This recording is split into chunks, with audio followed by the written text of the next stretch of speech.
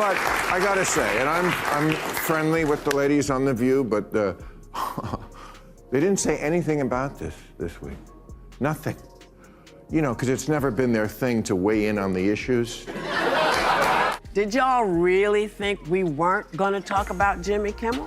I mean, have you watched the show over the last 29 seasons? So you know, no one silences us. So Whoopi and The View are freaking out, and it's honestly funny. Just last week, Bill Maher mocked The View for being too afraid to bring up Jimmy Kimmel's problem. I'm friendly with the ladies on The View, but they didn't say anything about this week. Nothing. You know, because it's never been their thing to weigh in on the issues. You know, it's just an upbeat party show. That's why they hired people named Joy and Sonny and Whoopi.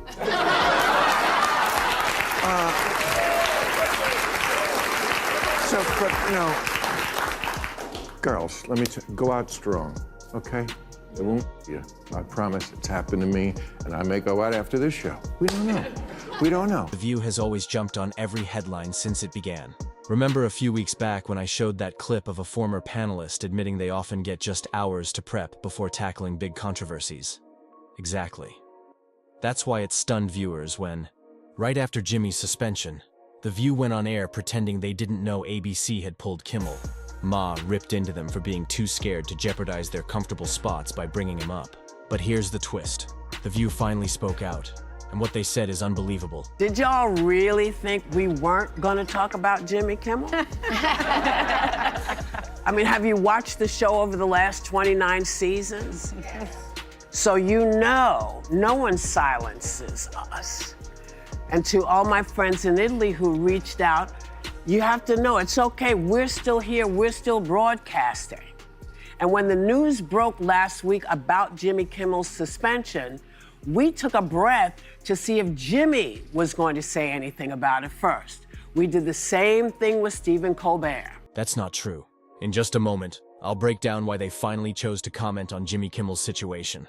But the narrative that they paused to listen to Kimmel and allegedly acted the same way when Colbert's scandal broke is pure fabrication and spin. Let's rewind. Immediately after Colbert was fired, The View didn't wait around for an official statement. They jumped in right away with commentary, criticisms, and hot takes. Honestly, since when have Whoopi or her co-hosts ever kept their opinions to themselves to avoid controversy? The answer is never. So Whoopi's claim falls apart under scrutiny. There's no point in stalling. Roll the clip now and watch how it actually played out. Then our show was on tape on Friday. But we are live here today, and we're getting into it now.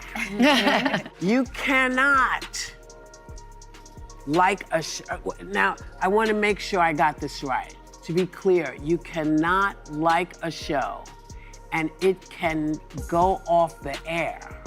Someone can say something they shouldn't and get taken off the air, but the government cannot apply pressure to force someone to be silent. Did you notice how unusually cautious Whoopi was while reading that statement? It was almost laughable. She looked genuinely worried that one wrong word might get her in trouble or even cost her the job. Since when has Whoopi Goldberg ever been precise about sticking to a teleprompter? Exactly, never. So let's drop the tough act because that nervous delivery exposed everything. And here's the twist. Jimmy Kimmel is already back on ABC after what now appears to have been just a short suspension. The View always knew he was returning, which is exactly why they finally spoke up. Suddenly bold, but only once the coast was clear. Meanwhile, Ma kept piling on with his shots at The View. The FCC says they're going to go after maybe next The View. They got a new show lined up. It's going to be great. It's called Morning Wood with James Wood. Maher didn't hold back. He openly mocked The View, joking they could be next after Jimmy's suspension, swapped out for newer programming. And honestly, that thought crossed my mind too. Now, to be clear, I'm not on the cancel The View train. Like them or not, they've cemented their place in daytime TV. But here's the issue. They constantly fire off takes without verifying anything. They'll bend a headline, blow up a scandal, and push it as solid fact before the story even settles. That's not fearless. It's careless. If anything, this mess should be a wake-up call. Nobody's saying they need to vanish completely. But maybe it's time they realized credibility counts, because if they keep playing loose with the truth, Maher's jab might not stay a punchline. It could become a preview. And yes, Ma also lobbed a shot at Jimmy Kimmel. And, you know, Jimmy, look, I don't think what he said was exactly right. I don't. We don't agree on that. He didn't lose his job for it. He said the MAGA crowd was trying to characterize the and as anything but one of them, because the 22-year-old kid, his family was MAGA. As if a 22-year-old with a trans girlfriend never rebelled against their family. Credit where it's due. Maher is just about the only voice on the left willing to state the obvious. Jimmy was wrong.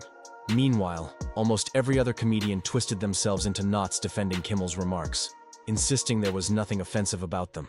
But was he on the left? I don't know that either. And I hate to do this. I'm tipping the end of the show, which I work so hard on to keep a secret from the rest of the show.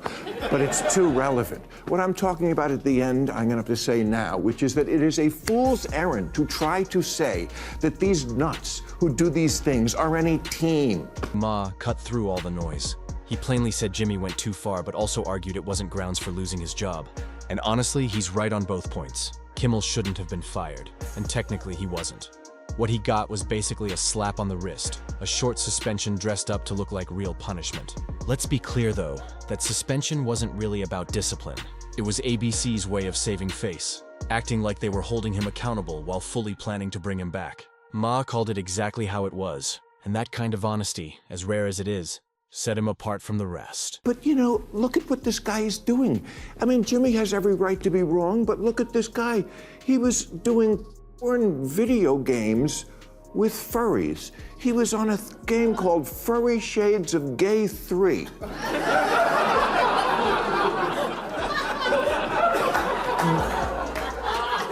This kid is in his basement with VR goggles on, getting virtually by a cartoon wombat.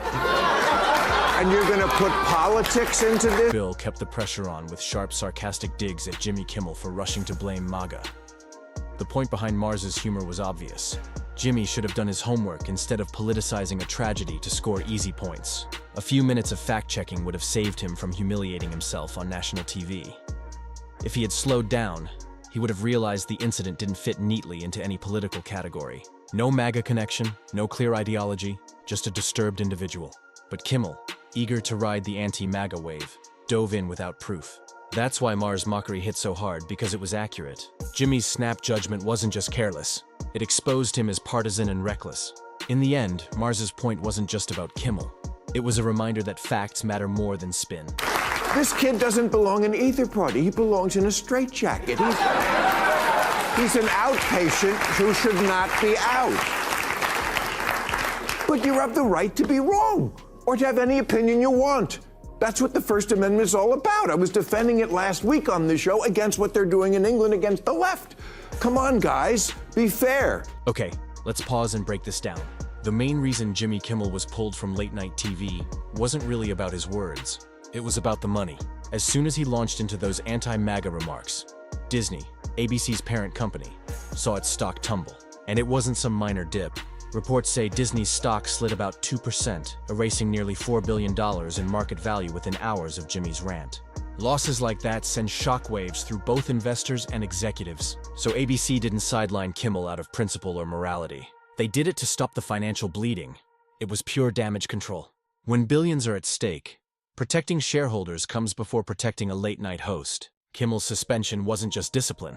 It was a sacrifice to safeguard Disney's bottom line. There is no organization. Antifa is a broad designation with no identifiable leader and no observable plan, like the Democrats. So, Jimmy, let me just say, pal, you did a great, funny show for 2 decades. You should be proud of that. If this firing goes for you the way it did for me, you'll get 23 years on a better network. Ma wasn't about to end his monologue without taking aim at the Democratic Party. And honestly, who could blame him?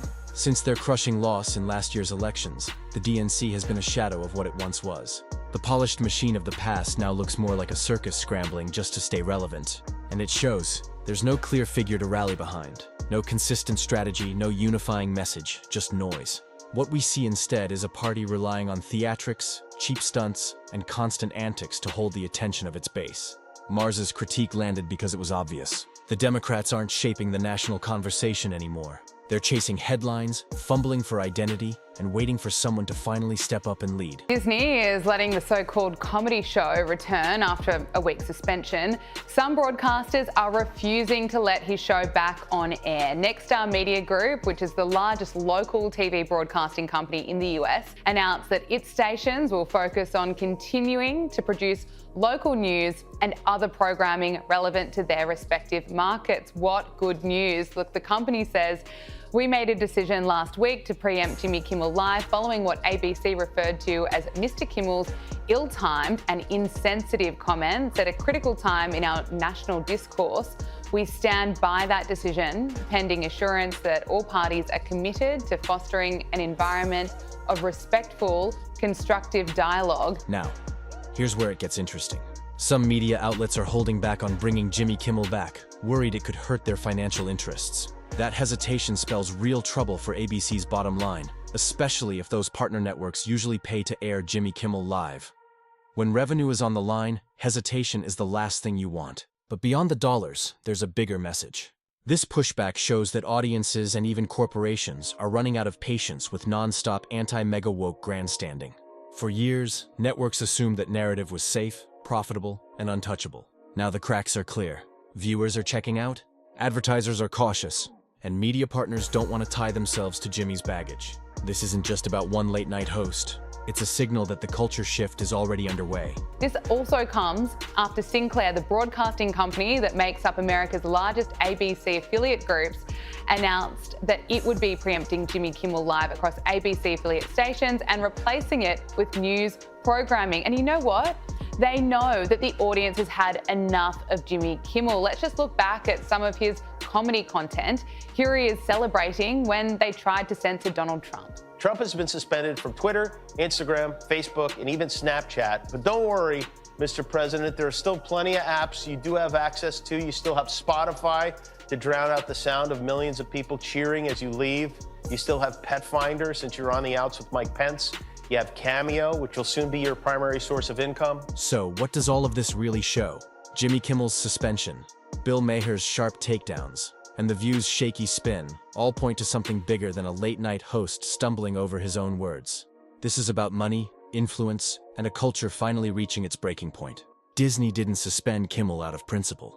They did it because billions vanished from their market cap in a single day. The View only spoke up once it was safe, exposing their boldness as nothing more than staged bravado. Ma, whether you like him or not, stood apart as one of the few willing to say the obvious, even when it meant turning the spotlight on his own side. And now, even media partners are hesitating to back Kimmel, worried the backlash just isn't worth it. At the end of the day, the takeaway is clear. Audiences are waking up, and the old formula of woke theatrics isn't selling anymore. That wraps up today's video. If you enjoyed it, make sure to hit the like button and subscribe for more content like this. Thanks for watching, and I'll see you in the next.